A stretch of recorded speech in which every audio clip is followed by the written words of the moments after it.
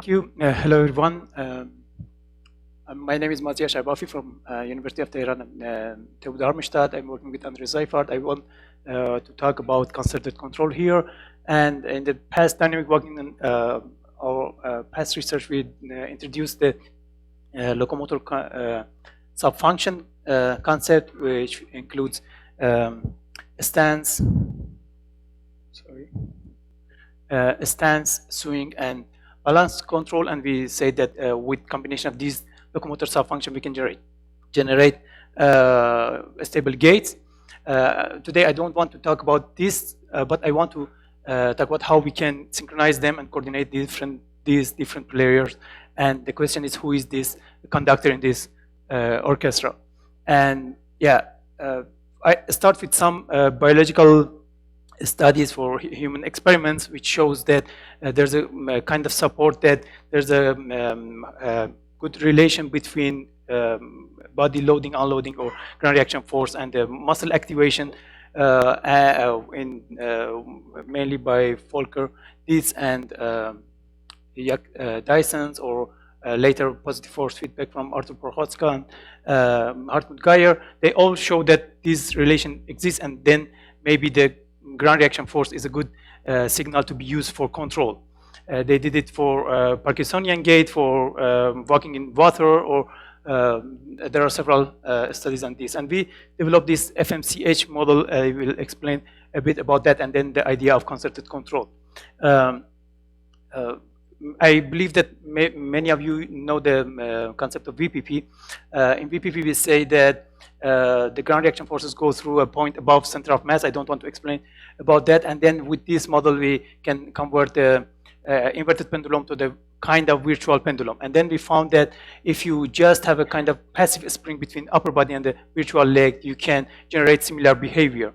And then the equation was very simple, just a passive spring.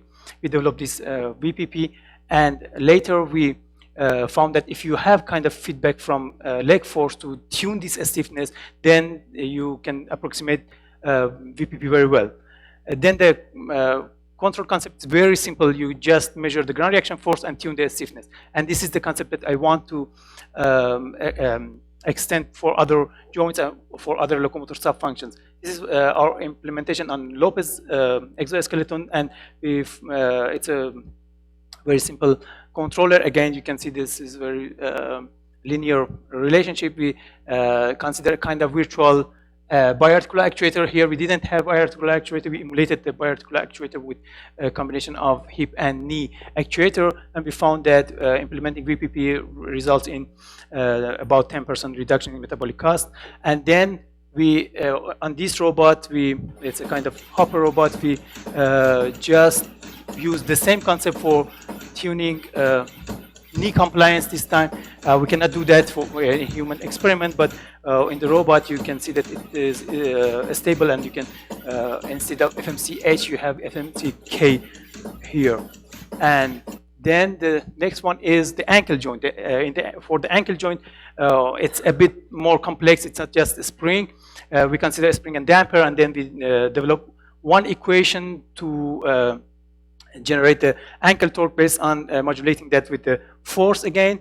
And these are different patterns for different speeds, 50% to 100% PTS. PTS is preferred transition speed from walking to running. And we just have one equation, and you can see that the black line is the human walking, and the red line is the approximation with this FMCA here, base approximation.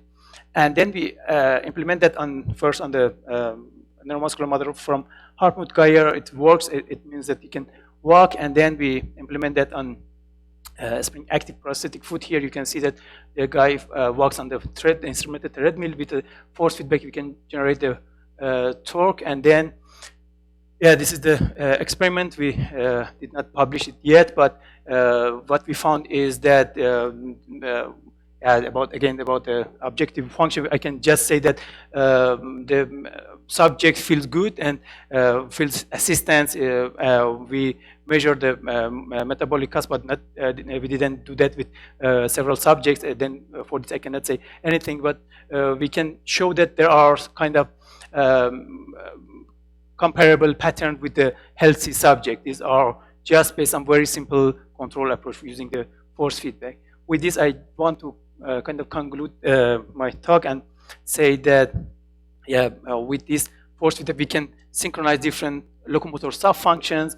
You don't need to make connection between different joints. Just one signal goes to all joints, and then they use that for their controller, and they will be how to say, coordinated, I would say. And yeah, this is instead of the FMCH, FMCA, or what, blah, blah, blah, I just say that it could be FMAC or FMC, which means force modulated compliance. And this compliance could be in any joint.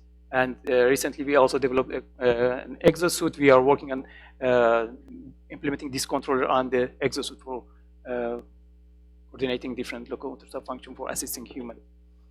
And with this, I thank you.